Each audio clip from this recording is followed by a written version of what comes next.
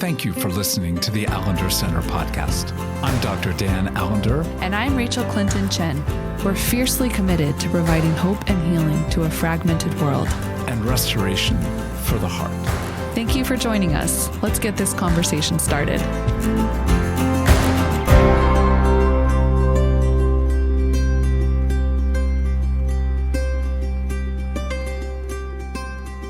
Well, I have to admit, Rachael, last week I didn't want to do the podcast, but soon after finishing, I felt some degree of like, okay. I don't know if that's much of a statement of faith, but it's like, okay.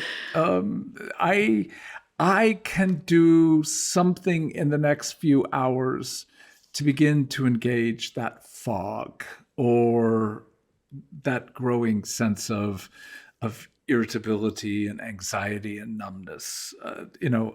I even chose. I'm a little bit proud of myself. I know where Becky has hidden the jelly beans, and she thinks she hides them well. It's so sad. Like I ask her to hide it, and then I look for it, and it's just not that much effort to find where she's hidden it. But I chose not to devour like any of them.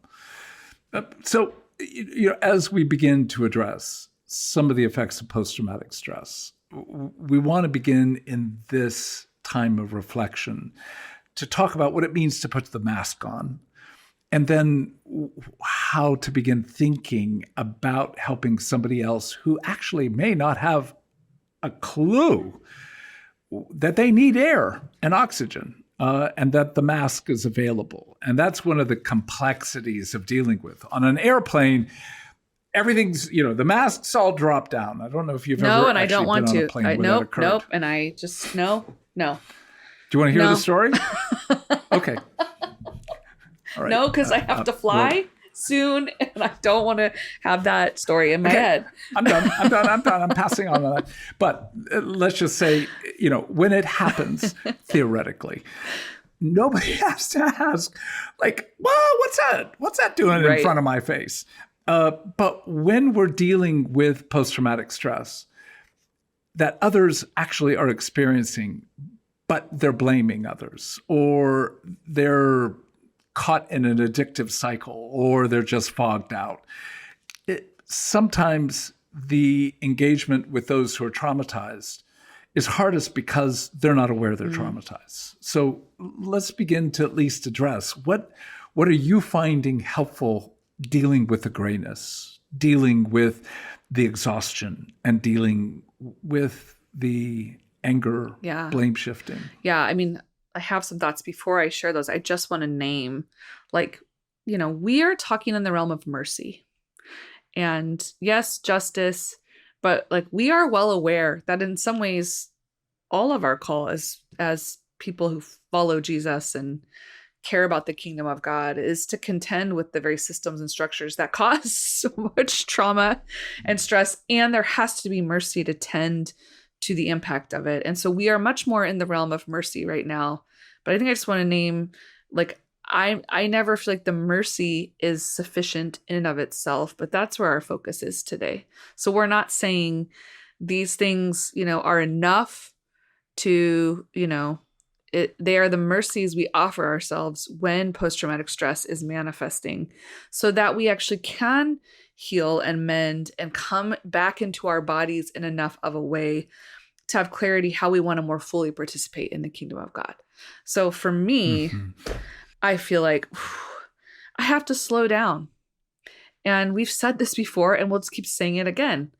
I can't go. I don't know if I'll ever get it back, but I no longer have the capacity to hold all that I could hold.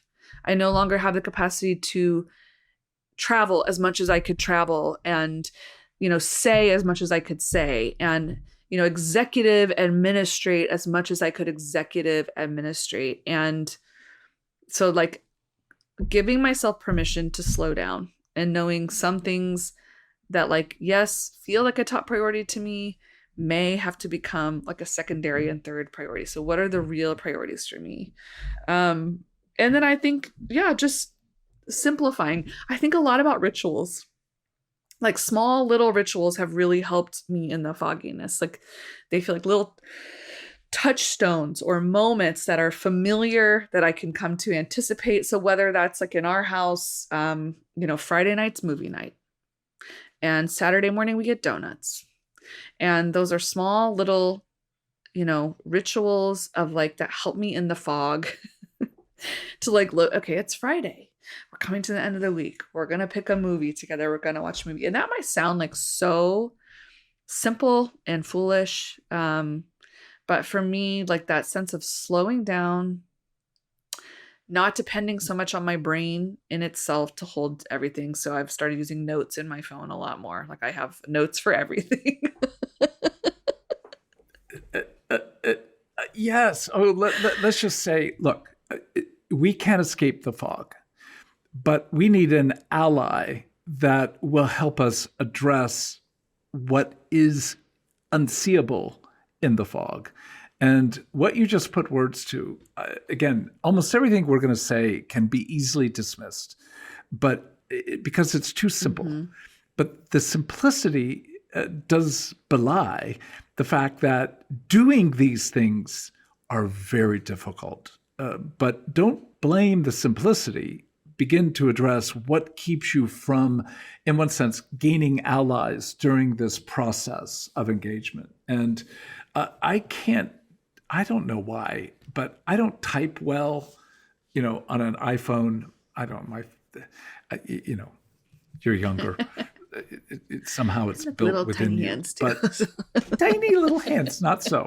So what I've found, and it sounds like I'm selling, I don't care. I get nothing from this group, but I bought a Remarkable. And if you don't know what that is, it's a notebook that you can write in that feels close like paper.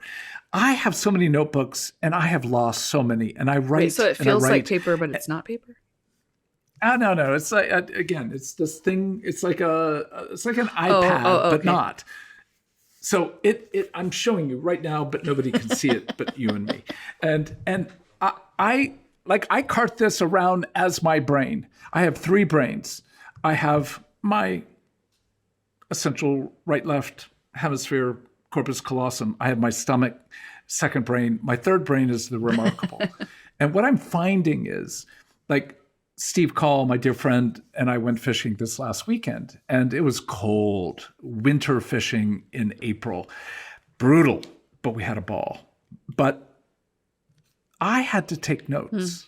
I didn't take the Remarkable on our boat, but I had to take notes after we were done because I would have forgot some of the conversation, some of the points of laughter, some of the points literally of where we caught fish. So at this juncture, I need an ally that will help me concretize reality in the middle of the fog. Well, I love how you're speaking to, it's not just, I'm laughing because so much of what I thought was like getting tasks done and, combating the fog by being productive, which is so I understand why I go there. But I love what you're saying, that we need help holding on to retaining the good. Remembering the joyful, the things that give us life, the beauty that captures us, like all of these reasons that it's so worth being human and fighting for goodness. And it can feel foolish to say like, oh yeah, okay, I'm going to write it down. But it's like, we need to be able to go back and remember and reflect. And I'm all for gratitude journals, blah, blah. Anytime someone says blah blah, it's really their way of saying I'm for it, but not really. Okay, do you want to go further with that? Because you're absolutely right. I'm at this level. I need a reality journal. Mm-hmm. I just need to know that I saw person X and a conversation that I really would like to remember. Yeah. I'm not grateful for it, or maybe I should be, blah, blah, blah. I just don't, it's like at the end of the day, Becky will say to me, like, how was your day? And I'm like, I don't know, good. Get off my case. Well, what happened? How was the meeting that you were in? Which one?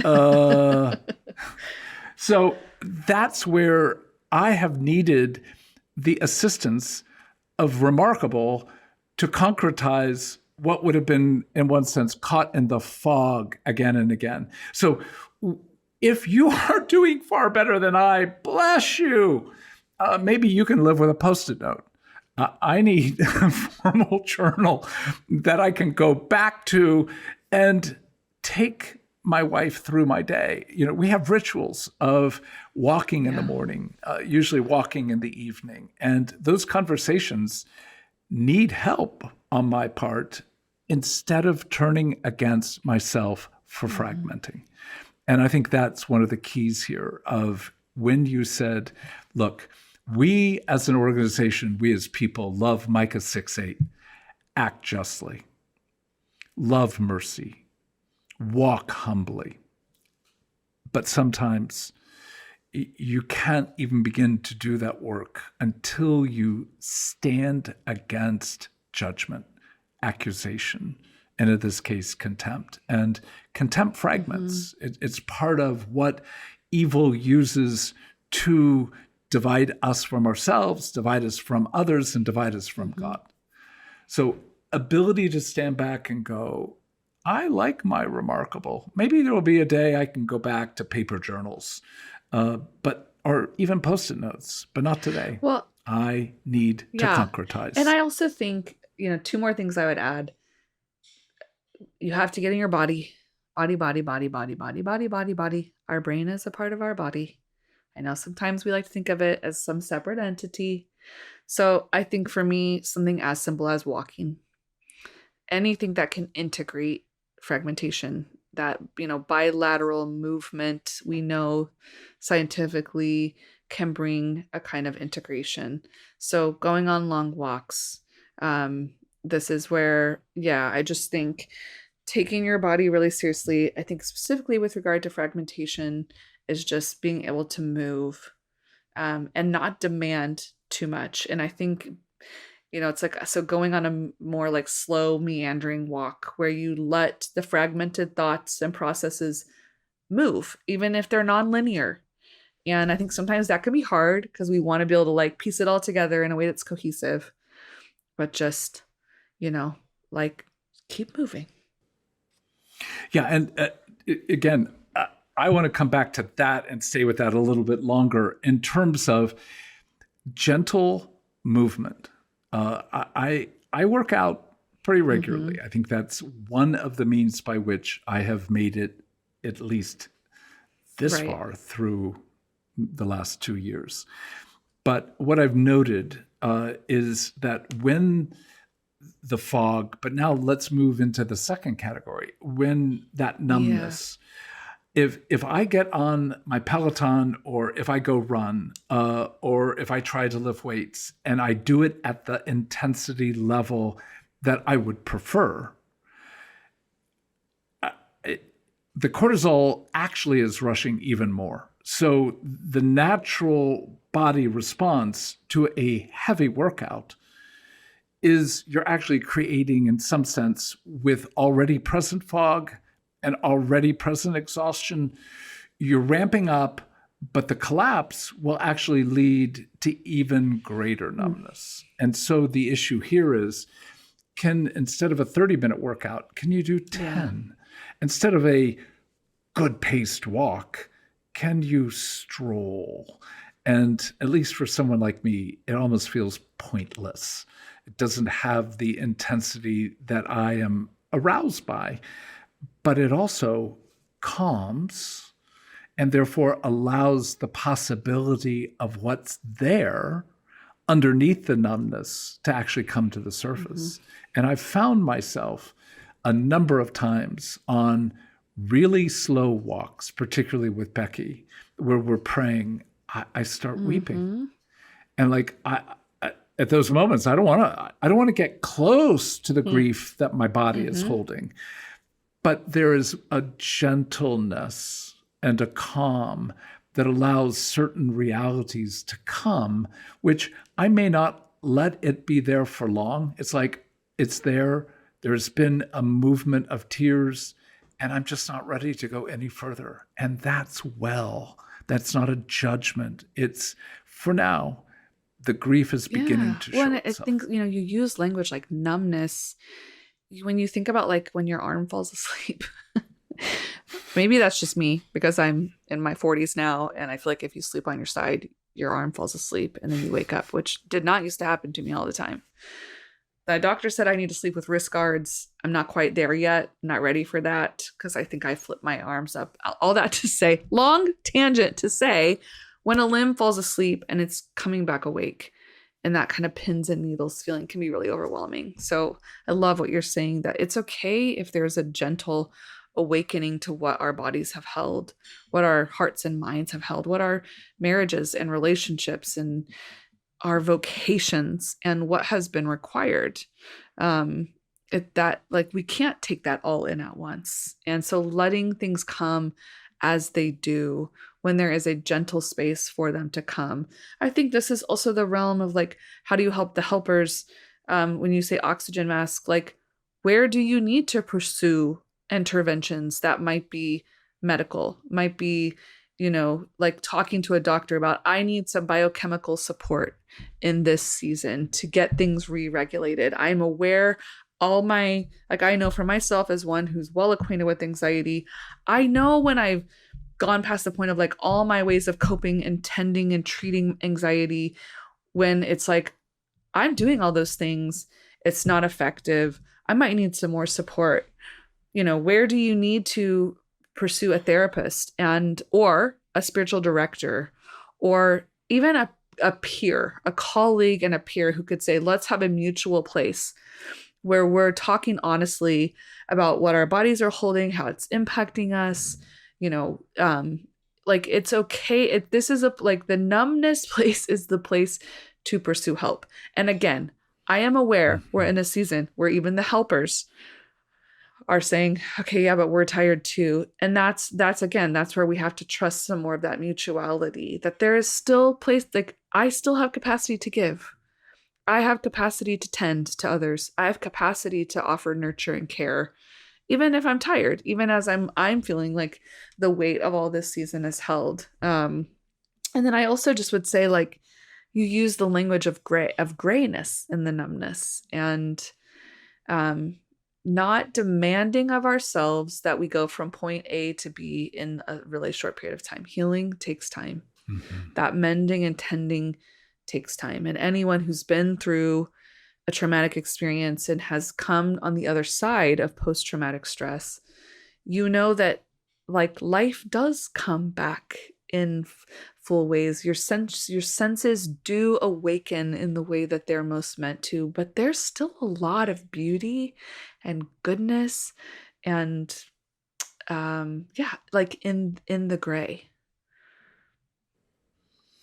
Well, and two further categories to that. One is I have read Psalm 131 enough to have it, I think, magically tattooed to my arm.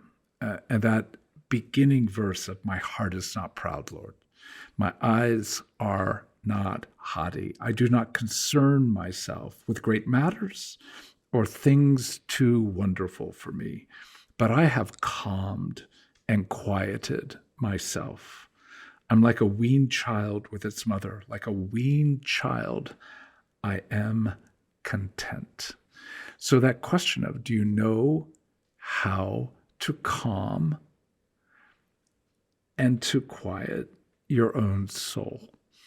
And one of the gifts that I am privileged to own is about 4 or 5 chairs, rocking chairs, swinging chairs that are on our porch. And it's our weather has not been, shall we say, pleasant in spring. But as Becky reminded me the other day, she said, you own rain gear and you have sweaters. So you can go outside. And then she said, and you also went fishing and it was miserable and cold. So I don't know why you can't go out on the porch, why you say you can't go out on the porch. And I'm like, I don't want to put on rain gear. I don't want to. But I needed to rock. So we're right back to this. we cannot deal with the somatic consequences of numbness without some degree of quiet and calm. And that's going to be required to build into your schedule. So I was talking to a leader the other day, given the realities of what we're talking about. And I said, like, how are you keeping track of what you can't remember? And he goes, just try harder. All right. I'm not out to sell remarkables, but I said, do you have a notebook that you carry with you almost anywhere and everywhere you go? No. Okay. Start. And then how are you like a weaned child? How are you calming yourself like one who's been deprived of the oceanic bliss of the breast? And he was like, I don't know what you're talking about. And I said, well, do you know the word davening? No. Well, it's what Orthodox Jews do before the Western Wall. They rock. When do you rock? I don't rock. Do you have rocking chairs? Yes. Do you sit in them? No. That is just enough to be able to say, until there can be a movement of calm where it's built into your schedule, will you put a 10-minute break between meetings where you can sit in your rocking chair and maybe take notes about what occurred? That is the beginning of wisdom, because in some sense, you appropriately are fearing the effects of post-traumatic stress. And so I think those two categories tend to reality in the midst of the fog.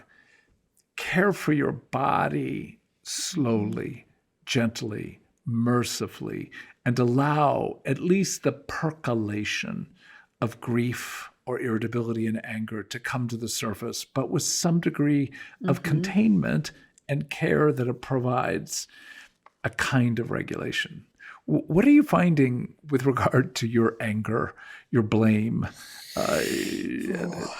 And of course, you might be mature enough that you're not struggling with any of that. No. Also, when someone's well acquainted with anxiety, anger is usually how that when that's how it manifests. And it just, I feel that, that shortness, that like just how close it is. And in some ways, my husband and I were talking about this, like, what do we do in those places where it's like, it's because what you need is comfort and connection. But you don't want someone to take away your anger because you feel like you need it. So again, I think it's a very slow, gentle process, because I think underneath that anger is a lot of grief, a lot of hurt, a lot of powerlessness and fear.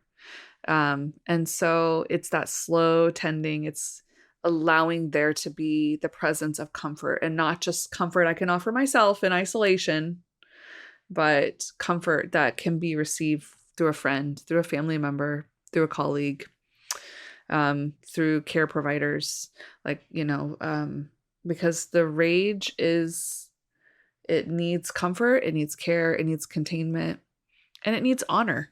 Like, I've also needed spaces to be able to talk about how hard and scary this season has been, all that it's required. And especially when you're in a season that you don't have resilience for because you've never been through it before. When you think about a global pandemic, at least in my lifetime, I have not lived through a global pandemic that has impacted. There's certainly been global pandemics in my lifetime, but one that has been so pervasive that it disrupts the regular rhythms and patterns of our world. And so I think just I go back to that human-sized word and that humility, like just owning, yeah, this is here. And a lot of repentance, to be honest with you, a lot of going to my children and saying, that was kind of a harsh response. And that probably didn't feel good. That was probably a little scary. And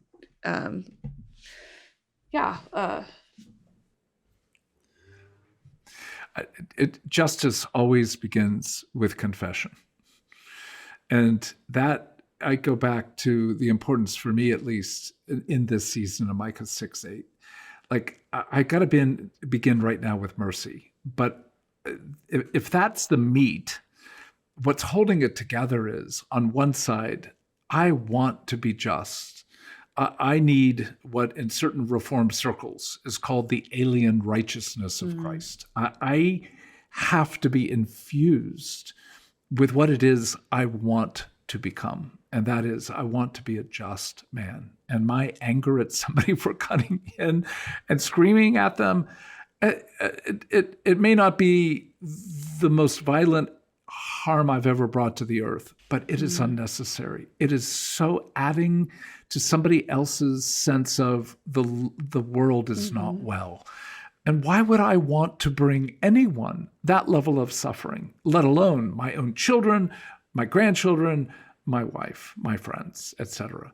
So having that category of going, I want to be just, that to re-inflame desire is crucial in this period. And that is, I may not be able to move far, but I want to be able to be a just man. And I cannot do so without the humility of just what you put words to, naming. I am sad for the phone call I just had with you, son. And I was brief, brusque. You ask a very legitimate question, and I put you off. I'm wrong. I'm sorry. Can we move again? So really, if people have been listening, we've been talking about attunement as what we need to begin to disrupt the fog. We need containment to be able to hold the numbness so that deeper things within us can come to the surface. And in terms of the isolation, there is never going to be movement without repair. We need to be saying, even though it will sound, again, very superficial, I am so sorry, I was wrong. The mood that I brought to this meeting. So the ability to say those things and do those things. Now let's just make a shift to how to care for those who are unaware they're in the middle of trauma. I have been trying to figure that out for years, Dan. If you have an answer to that, then I would love to know. That will be a podcast in week 53 of this year. I mean, I think, again, you can offer these things without having to directly confront someone. You can give them tools to begin to know and to name. Are you aware? Do you have awareness of these things? Does this feel true of your current reality? Giving them language to name fog, to name numbness and the ways that might be playing out, to name kind of anger as a form, isolation and the ways in which they're pushing you away, even if you know that's actually not what their heart desires. So, I mean, again, it's like when I'm thinking about a teacher in a classroom, it's where I think, well, how do you start to offer good attunement, good containment, and good repair in a classroom, whether or not you have to talk with kids about you're traumatized. Yeah, and again, it wouldn't be true for kids, but this will sound very self-serving, and I'll just admit it. It is. But, I mean, you could actually invite somebody to listen to this podcast. The Alcatraz Center has a really good podcast, but particularly on the issue, blah, blah, blah. Well, right, I'm not supposed to say blah, blah, blah. But that reality of we need to give others our lives through, in some degree, of modeling what we're having to engage in our own lives. So if you don't go first, how are you expecting to help somebody else? So if you think somebody's fragmented and you've not named your own, if you think people are numb and addicted, you've not named your own. I mean, a phrase that people have heard us say 1 trillion times, you can take no one any further than you have chosen to go yourself. And so can you go first? Can you lead by modeling what you're asking the Spirit to engage in your own life? Now, again, that doesn't resolve a whole lot, but at least opens the door. It's a kind of knocking to see if the other will see a point of similarity, or at least analogically see, yeah, I don't feel the gray, but I get this in this way. Well, good. We're not asking people to agree with our own symptomology. Nonetheless, fragmentation and numbness and isolation will show itself in all forms. So the first category is, can you share from your own experience? Invite others into what I would call a broad psychoeducational process. I am so amazed in our day. Most people don't understand that the brain is part of the body, and that the brain is affected by all forms of trauma. So even if you're not able to talk about the dorsolateral prefrontal cortex, fine. You can at least talk about the left and the right hemisphere, and the fact that there's something holding the two together, even if you don't remember it's the corpus callosum. But at least to be able to say, your brain's affected in the left versus the right by trauma. Can we talk about what seems to happen in the brain? And a little bit more reading, a little bit more podcasts, you'll begin to get some familiarity with the word amygdala and hippocampus and the limbic system, and et cetera, et cetera. So can you share your own world? And can you begin to provide at least some language like fragmentation, numbing, and isolation as symptomology that is virtually universal and inevitable, in the same way that if you cut yourself with a knife, you're going to bleed. This is inevitable with regard to trauma. I just think about offering the mercy to people, to names. It's been a really hard season, and this has impacted you, and it's impacted me. Can we talk more about, and I'm thinking probably specifically about people in professions where, like, if you're a therapist, you get to talk about this. So I'd say more, how are you helping people? How are you tending to your body? How are you helping people tend to their bodies? If you're in the medical world and the education world and the ministry world, it might mean getting to incorporate small body practices that help people breathe and ground and come back in their bodies in a really simple way that then gives you more leverage to move into the realm of framing. I think this has been a really hard season, and some of what is happening in you and happening for you is connected to this being a really hard season. And, that's that really broad psychoeducation where you don't have to jump to the big terms or the scary terms that people may not be. How do you bring a trauma-informed, how do you know what's maybe playing out for someone to be able to understand and see more clearly what's playing out for them? And then how can you incorporate some practices into your ministry? But at the very minimum, how can you understand some of the things manifesting that you're like, this just keeps getting crazier and crazier? You're not crazy, and trauma's playing out. So again, how do you help people make sense of that? What are the liturgical rhythms? What are this, spiritual practices that can begin to give people tools, even in the context of community, and then a shared language to be able to talk about it? And finally, not that this is the conclusion, but finally, you need to hang out with good people. And in a matter of moments after we hang up, I get to be in a conversation with your beloved husband. And I've been looking forward to that conversation. Not that I wasn't looking forward to being with you. blah. But just the privilege of being in a conversation and knowing what it's like just to see his face and to hear his thoughts and to explore, in the broad sense of the word, some of the creative work he's doing in his life.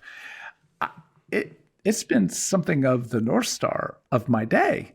So we have to have not just things we're looking forward to, but we need to be looking forward to the people whom we get to do those things. And that sense of being able to be with people who are trauma-informed, to be with people who know what it is to at least desire to act justly and to love mercy and to walk humbly.